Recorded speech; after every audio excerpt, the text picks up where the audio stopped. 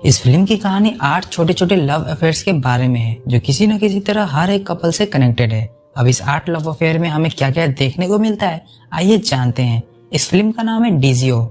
Film की शुरुआत में हम एक सिटी बस को देखते हैं जिसमें कई सारे मुसाफिर अपने मंजिल की तरफ जा रहे होते हैं। उन्हीं में से जोवेन नाम के एक मुसाफिर की नजर खिड़की से बाहर की तरफ जाती है जहां वो एक लड़की को भागता हुआ देखता है जिसके पीछे कुछ लफंगे पड़े हुए थे। जोवेन उस लड़की की मदद करने के लिए उसके पास जाता है, पर तब तक उस लड़की ने अकेले ही 1v4 क्लच करके उन लफंगों को वहां से भगा दिया था।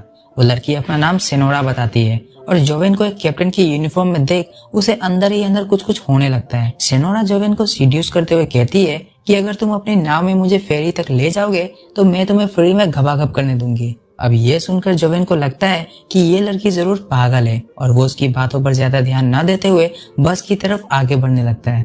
तभी एक बार फिर सेनोरा जोवेन को गालियां देते हुए सीड्यूस करने लगती है, जिसके बाद जोवेन की भी सटक जाती है और वो उसका पीछा करने लगता है। दोनों भागते भागते एक झोपड़ी के खोपचे में पहुंच जाते हैं जहां जोवेन एक कोने में सेनोरा की जम के बजाता है। मिशन कंप्लीट होने के बाद जोवेन अपने मंजिल की तरफ चल पड़ता है। सेनोरा भी उसके साथ जाना चाहती थी, पर जोवेन कहता है कि मैं अभी तुम्हें अपने साथ नहीं ले जा सकता, मैं अपनी बीमार बहन से मिलने जा रहा हूँ। और जाते जाते जोवेन अपना डॉग टैग सेनोरा को देते हुए जाता है, जिसे पाकर सेनोरा को एक अजीब से चरम सुख का एहसास होता है। दूसरी तरफ हम मैरी नाम के एक मेड को देखते हैं जिसे अपने मालिक से कुछ ज्यादा ही लगाव था। वो हर वक्त छुप छुप कर अपने मालिक को ताड़ने में लगी रहती थी। एक दिन जोवेन उससे मिलने आता है और यहाँ में पता चलता है कि मैरी ही उसकी बहन है और वो उसी से मिलने आया था। जाते जाते जोवेन मैरी के हाथों में एक ठोंगा देते हुए जाता है और कहता है कि इसे माँ को दे देना। अब क्योंकि जोवेन पूरे 3 साल बाद मैरी से मिलने आया था और बिना चाय पानी पिए ही जा रहा था, तो मैरी उसे रुकने के लिए कहती है। दोनों पार्क में बैठकर धुआंबाजी करने लगते हैं। उसी दौरान जोवेन खुले आसमान के नीचे प्रकृति का मजा लेते हुए मैरी के साथ घपाघप करने की कोशिश करने लगता है, लेकिन मैरी साफ साफ मना कर देती है। लेकिन जोवेन हार मानने वालों में से नहीं था। वो जबरदस्ती ही मैरी के साथ शुरू हो जाता है। पहले तो मैरी जम के विरोध करती है, लेकिन कुछ देर बाद वो खुद को जोवेन के छोटे चेतन के सामने सरेंडर कर देती है। काम पूरा होने के बाद मैरी को गिल्टी फील होने लगता है। वो जोवेन से कहती है कि अगर इस बारे में किसी को पता चल गया तो बहुत ही बुरा होगा, लेकिन जोवेन को इन सब बातों से कोई लेना देना नहीं था। वो तो मैरी के साथ दूसरे राउंड की तैयारी में लग जाता है। एक दिन हम मैरी के मालिक डेविड को पैट्रिसिया नाम की एक लेडी का पीछा करते हुए देखते हैं। वो हर जगह उस लेडी का पीछा कर रहा था, चर्च, मार्केट, कॉफी शॉप, हर जगह। और थक हार कर घर लौटने के बाद डेविड सीधे नहाने चला जाता है। इधर घर की सफाई करते वक्त मैरी को डेविड और उसकी किसी लड़की के साथ कुछ फोटोज मिलते हैं, तो वो उनमें से एक फोटो अपने जेब में घुसा लेता है। नहाने के तुरंत बाद डेविड को ऑरेंज जूस पीने की आदत थी, पर आज घर में कहीं भी मैरी दिखाई नहीं दे रही थी, इसलिए डेविड खुद उठकर किचन में जूस लेने जाता है। पर किचन में जाते ही वो देखता है कि उसकी ग्रैंडमा अपने पलटन के साथ दोपहर को होने वाली पार्टी की तैयारी में लगी हुई है। दोपहर की उस पार्टी में कई सारे मशहूर लोग आए हुए थे। उन्हीं में से एक थी पैट्रिसिया, जो कि अपने हस्बैंड जोसेफ के साथ वहां आई हुई थी। डेविड भी अपने 2 मेगापिक्सल वाले कैमरे से पैट्रिसिया की लगातार फोटो खींचने में लगा हुआ था।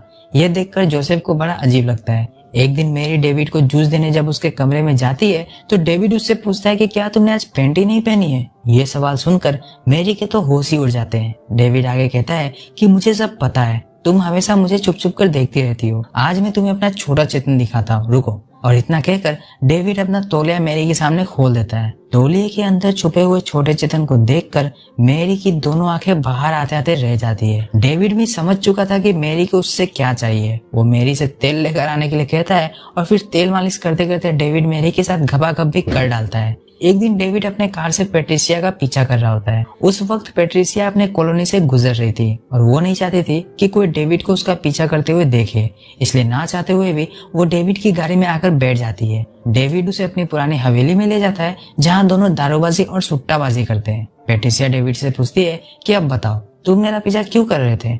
डेविड कहता है कि मैं तुमसे प्यार करता हूँ और तुम्हारे साथ घपाघप करना ही मेरी जिंदगी की सबसे बड़ी फैंटेसी है।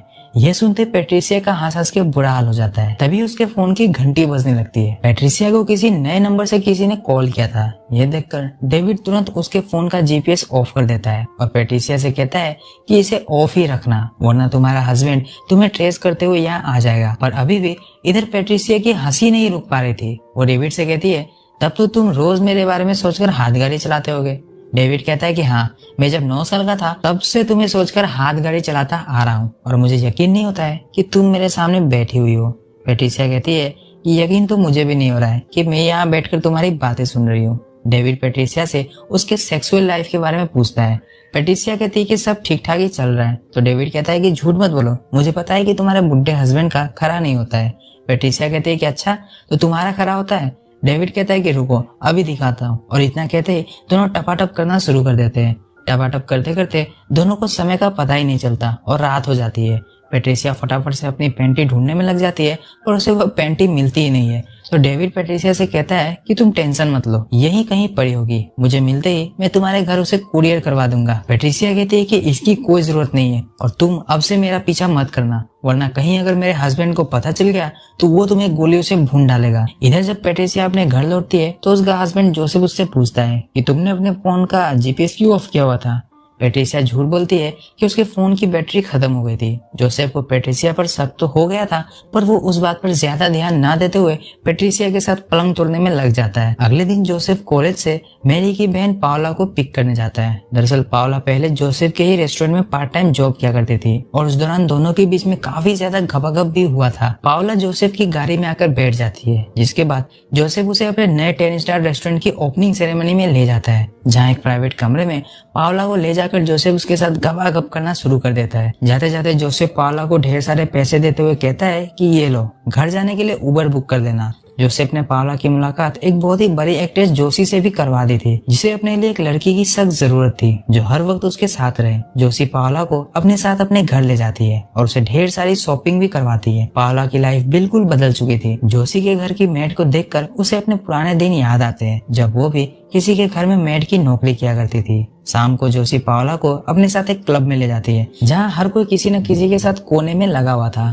पावला कुछ ज्यादा ही ड्रिंक कर लेती है, जिसके बाद वो उल्टी करने लगती है। यह देखकर जोशी उसे वापस वहाँ से अपने साथ घर ले जाती है। यहाँ हमें पता चलता है कि जोशी एक लेस्बियन है और उसी के कहने पर जोसेफ ने उसके लिए पावला का इंतजाम किया था। पावला को ये सब ठीक नहीं लग रहा था, पर जोशी उसे जबरदस्ती अपने साथ नहाने के लिए पूल में खींच लेती है, जिसके बाद दोनों के बीच में लेस्बियन वाला काम चालू हो जाता है। पर पावला को अभी भी ये सब सही नहीं लग रहा था। हालांकि उसे जोशी के साथ करने में मजा तो आया था, पर जोशी जिस तरह से उसे अपने किसी बॉयफ्रेंड की तरह रख रही थी, ये देखकर पावला बहुत ही ज्यादा अनकंफर्टेबल हो जाती है। ये देखकर जोशी पावला से कहती है कि ठीक है, तुम्हें अगर जाना है तो जाओ, लेकिन दोबारा यहाँ मत आना। पावला के लिए ये एक मुश्किल डिसीजन था, पर वो एक लेस्बियन बनकर नहीं रहना चाहती थी, इसीलिए वो जोशी से ब्रेकअप कर लेती है। जोशी पावला को अपनी कार में बिठाकर उसके घर ड्रॉप करने जाती है। इधर हम सेनोरा को देखते हैं, जिसे हमने इस फिल्म की शुरुआत में अकेले 1v4 क्लच करते हुए देखा था। इस बार भी कुछ लफंगे उसके पीछे पड़े हुए थे, जिससे सेनोरा अपनी जान बचाकर भाग रही थी। तभी उसे जोशी की गाड़ी दिखाई देती है और वो उसमें जाकर बैठ जाती है।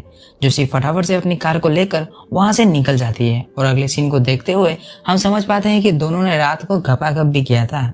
अब इससे पहले कि सेनोरा की नींद खुल पाती, जोशी उसके सामने कुछ पैसे रखकर चुपचाप वहां से निकल जाती है। लेकिन तभी सेनोरा वहां आ जाती है और जोशी को उसके पैसे लौटाते हुए कहती है, कल रात को मुझे तुम्हारे साथ करके बहुत ज्यादा मजा आया और उस हिसाब से मुझे तुम्हें पैसे देने चाहिए, बट अफसोस कि मेरे पास तुम्हें देने के लिए फूटी कौड़ी नहीं है। जोशी सेनोरा को अपने साथ ले जाना चाहती थी, पर सेनोरा जाने से मना कर देती है, क्योंकि वो अभी भी जोवेन के आने के इंतजार में थी, जिसने जाते जाते उसे अपना डॉग टैग दिया था। तभी जोवेन भी वहाँ अपने हाथों में फूल लिए हुए आ जाता है, जिसे देखकर सेनोरा की खुशी का कोई ठिकाना ही नहीं रहता। वो तुरंत जोवेन के साथ जाने के लिए राजी हो जाती है। यह देखकर जोशी को बहुत बुरा लगता है, क्योंकि उसने जैसे तैसे करके सेनोरा को अपने साथ चलने के लिए मना ही लिया था। पर फिर भी सेनोरा की खुशी को देखते हुए जोशी खुले मन से सेनोरा को अलविदा कहकर उसे जोवेन के साथ जाने के लिए परमिशन दे देती है। और यहाँ हम जोशी के उदास चेहरे को देखकर समझ जाते हैं कि उसे कितना ज्यादा बुरा लगा होगा।